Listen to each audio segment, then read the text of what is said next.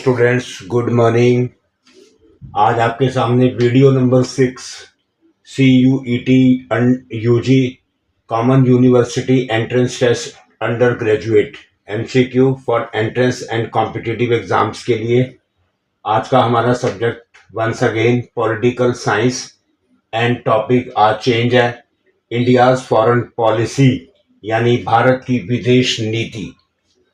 तो आज हमारा टॉपिक इंडियाज फॉरेन पॉलिसी का फर्स्ट MCQ है the blue helmet refers to. ये ब्लू हेलमेट किसके लिए रेफर है? Option A red cross, B UNICEF, C UN peace keepers या डी ह्यूमन राइट्स वॉल्यूंटर्स। तो blue helmet option C United Nation peace keepers के लिए refer करता है, क्योंकि यूनाइटेड नेशन अगर किसी भी कंट्री में आपस में विवाद या कोई युद्ध हो जाता है तो यूनाइटेड नेशन ब्लू हेलमेट नाम से अपने UN पीस कीपर्स यानी शांति स्थापित करने के लिए आर्मी भेजता है। Question 2, the millennium development goals are supposed to be achieved by the year. The millennium development goals आप बताइए कि कौन से ईयर में अचीव हुआ था? ऑप्शन ए 2020, 2015, 2030 या 2050। तो मिलेनियम डेवलपमेंट गोल्स जिस साल में अचीव हुआ था वो था ऑप्शन बी 2015 में। Question 3, where is headquarters of ASEAN located at. बताओ एशियान का हेडक्वार्टर्स किस कंट्री में लोकेटेड है?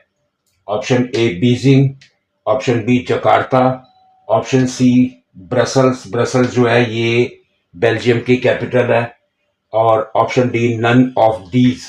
तो हेडक्वार्टर एशियान का जहां लोकेटेड है वो है ऑप्शन बी जकार्ता में। ये करेक्ट आंसर है। 4, which among the following is not a Panchsheel principle. ये पंचशील के जो प्रिंसिपल थे हमारे first prime minister Jawaharlal Nehru ji ने स्टार्ट किए थे, 5 सिद्धांत थे। तो नीचे लिखो में से कौन सा पंचशील का प्रिंसिपल नहीं है?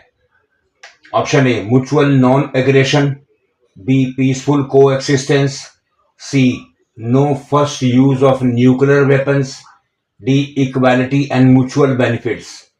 तो पंचशील प्रिंसिपल का जो नीचे लिखो में से पंचशील का प्रिंसिपल नहीं था वो था option C no first use of nuclear weapons, कि कोई भी पहले न्यूक्लियर वेपन्स यूज नहीं करेगा। ये पंचशील में जवाहरलाल नेहरू जी ने नहीं कहा था। Question 5, in which year ASEAN was formed. ASEAN एक ऑर्गेनाइजेशन है, ये कौन से साल में बनी थी? ऑप्शन ए 1965, 1978, 1979 या 1967। तो एशियान 1967 में बनी थी। 6, where does the European Commission have its office. बताओ यूरोपियन कमीशन का ऑफिस कहाँ है? Option A Brussels. ब्रसल्स जो है ना ये बेल्जियम की कैपिटल है। तो option A Brussels, B London, C New York या डी पेरिस। तो यूरोपियन कमीशन का ऑफिस ऑप्शन ए ब्रसल में है। Question 7, the NAM non alignment movement. NAM summit, NAM की मीटिंग हुई थी which demanded expansion of the United Nation Security Council had met in. NAM की summit हुई थी, मीटिंग हुई थी, इसमें डिमांड की गई थी कि यूनाइटेड नेशन की सिक्योरिटी काउंसिल के मेंबर बढ़ाए जाएंगे। इनकी मीटिंग कहाँ हुई थी? ऑप्शन ए तेहरान, बी केयारो, सी अकार्ता या डी हरारे। तो इनकी मीटिंग ऑप्शन सी अकार्ता में हुई थी। Question 8, which of the following is the military alliance. नीचे लिखो में से कौन सा मिलिट्री अलायंस है? Option A SAARC, South Asian association regional cooperation, B European Union, C North Atlantic Treaty Organisation या डी नॉन अलाइनमेंट मूवमेंट। तो नीचे लिखो में से मिलिट्री अलायंस जो है वो नाटो है, NATO, नाटो। ऑप्शन सी करेक्ट है, ये मिलिट्री अलायंस है, तो ये करेक्ट आंसर है। In which year the Bandung conference was held. बेल्डन कॉन्फ्रेंस, बेल्डिंग एक जगह है, ये इंडोनेशिया में है। तो बेल्डिंग नाम की जगह इंडोनेशिया में ये जो बेल्डन कॉन्फ्रेंस हुई थी, ये कौन से साल में हुई थी? ऑप्शन ए 1950, ऑप्शन बी 1955, 1960 या 1965। तो बेल्डन कॉन्फ्रेंस जो इंडोनेशिया में हुई थी वो 1955, ऑप्शन बी करेक्ट है। 1955 1955 में हुई थी। Question 10, who was not associated with NAM?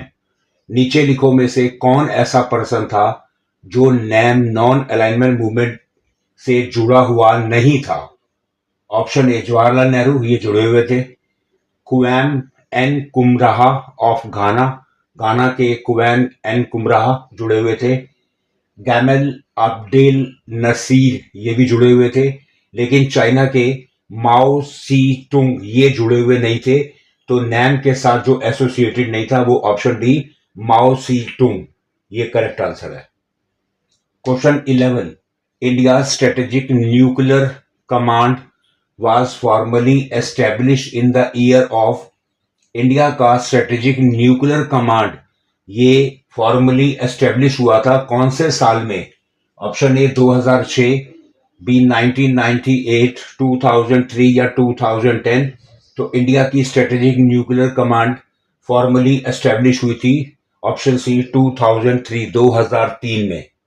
12, the National security Council NSC of India, India की National security Council is the apex agency, ये बहुत बड़ी एजेंसी थी, looking into the countries political, ये एजेंसी इंडिया की, हमारे भारत की political, economic, energy and strategic security concern को देखती थी।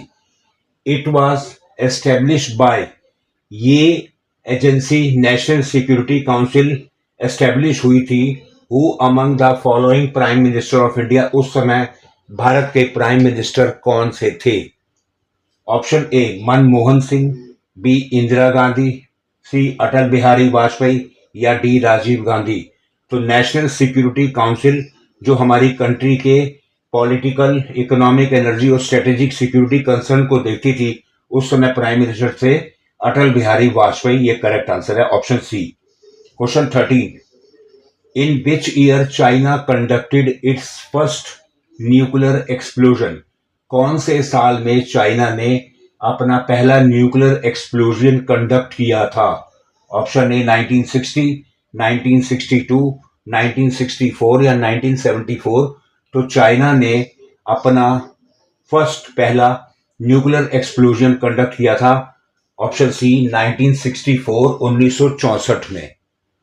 Bangladesh was liberated from Pakistan in the year, Bangladesh बताओ पाकिस्तान से कब आजाद हुआ था, पाकिस्तान से कब स्वतंत्र हुआ था, कौन से साल में?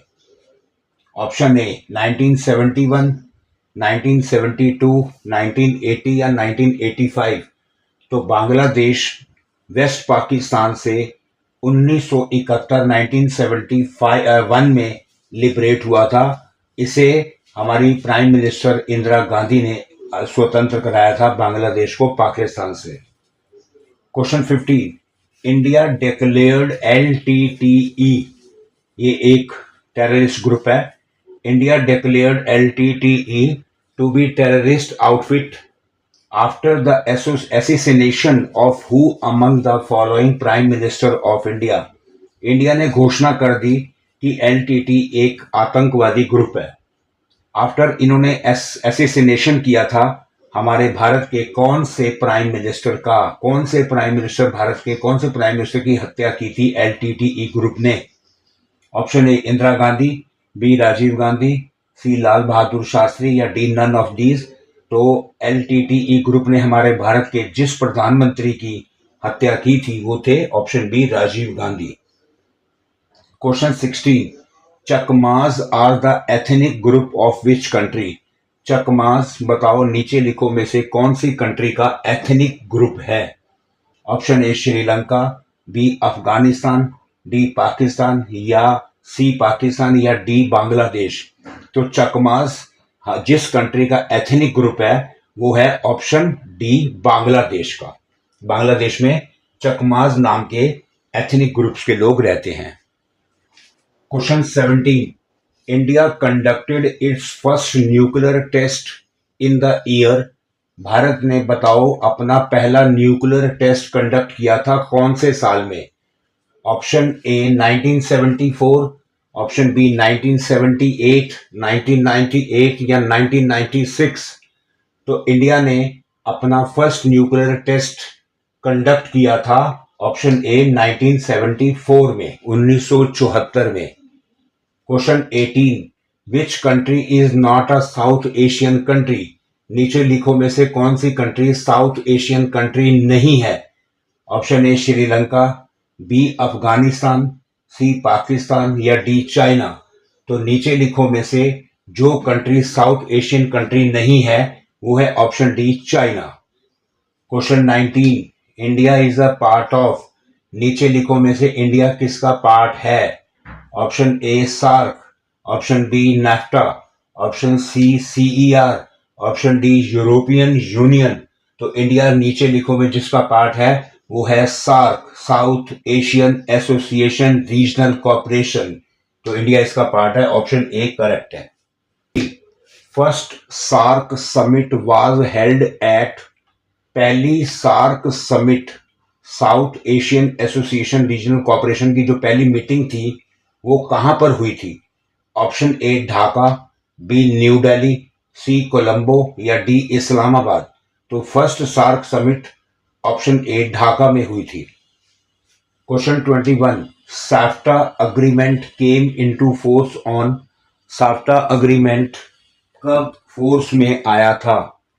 किस डेट में, यानी कौन से ईयर में और किस डेट में साफ्टा अग्रीमेंट सामने आया था? ऑप्शन ए 5 सितंबर 1990, 30 सितंबर 2005, 10 दिसंबर 1985 या 1 जनवरी 2006। तो साफ्टा अग्रीमेंट 1 जनवरी 2006 में सामने आया था पहली बार। Question 22, SAARC was established in the year of. SAARC कब एस्टेब्लिश हुआ था, कौन से साल में स्टार्ट हुआ था? Option A 1975, 1980, 1985 and 1990। तो सार्क एस्टेब्लिश हुआ था option C 1985। 3, Shimla agreement was signed between. Shimla agreement किस किस के बीच में पास हुआ था? Option A Jawaharlal Nehru and Mohammad Ali Jinnah, option B Benazir Bhutto and Indira Gandhi, option C Indira Gandhi and Zulfikar Ali Bhutto या option D Jawaharlal Nehru and Zulfikar Ali Bhutto. तो Shimla agreement option C Indira Gandhi and Zulfikar Ali Bhutto के बीच में पास हुआ था। Question 24, which agreement was signed between India and Pakistan. कौन सा अग्रीमेंट भारत और पाकिस्तान के बीच में साइन हुआ था after Indo Pakistan war of 1965 में? जब भारत पाकिस्तान की लड़ाई हुई थी उसके बाद कौन सा अग्रीमेंट साइन हुआ था दोनों के बीच में? Option A Tashkent agreement, B Bangkok agreement, option C Panchsheel agreement या D none of the above. तो 1965 में जब भारत पाकिस्तान की लड़ाई हुई थी तो उसके बाद दोनों देशों के बीच में जो अग्रीमेंट साइन हुआ था वो ताशकंद अग्रीमेंट साइन हुआ था। ऑप्शन ए करेक्ट है। Shimla agreement was signed in. Shimla agreement किस साल में पास हुआ था? ऑप्शन ए 1971, 1972, 1974 या 1975। तो शिमला अग्रीमेंट 1972 में पास हुआ था। Question 26, who is the chief architect of India's foreign policy. Bharat की विदेश नीति, इंडिया की फॉरेन पॉलिसी का चीफ आर्किटेक्ट कौन था? Option A Gandhi ji, B Jawaharlal Nehru, C Indira Gandhi या डी सरदार वल्लभ भाई पटेल। तो इंडिया की फॉरेन पॉलिसी का मेन आर्किटेक्ट जो था वो थे option B Jawaharlal Nehru. Question 27, which decade, कौन से ऐसे 10 साल थे is known as UN literacy decade. उसको यूनाइटेड नेशन का लिटरेसी डिकेड कहा जाता है? Option A 1970 to 1980, 1993 to 2003, 2013 to 2023, 2003 to 2012। तो कौन सा डिकेड यूनाइटेड नेशन का लिटरेसी डिकेड है? वो है ऑप्शन डी 2003 से 2012 के ये जो 10 साल थे, ये यूनाइटेड नेशन का लिटरेसी डिकेड माना जाता है। तो स्टूडेंट्स, आपके सामने आज वीडियो नंबर 6 CUET UG के important MCQ for entrance exam और कॉम्पिटिटिव एग्ज़ाम्स के लिए आज का हमारा सब्जेक्ट जो था वो पॉलिटिकल साइंस और टॉपिक था इंडियाज़ फॉरेन पॉलिसी, भारत की विदेश नीति। इसके ये सभी इम्पॉर्टेंट MCQ जिनमें कुछ डेट्स भी हैं, कुछ ईयर्स भी हैं, कुछ नए नेम भी हैं, आप इन्हें ध्यान रखिए, इन्हें अच्छे से रिवाइज कीजिए और अपने एग्ज़ाम की तैयारी कीजिए, अपनी नॉलेज को बढ़ाइए और आप हमारी बाकी वीडियोस और शॉर्ट्स देखते रहिए। आपको अच्छी लगें आप उन्हें लाइक कीजिए, शेयर कीजिए और सब्सक्राइब कीजिए। Thank you so much.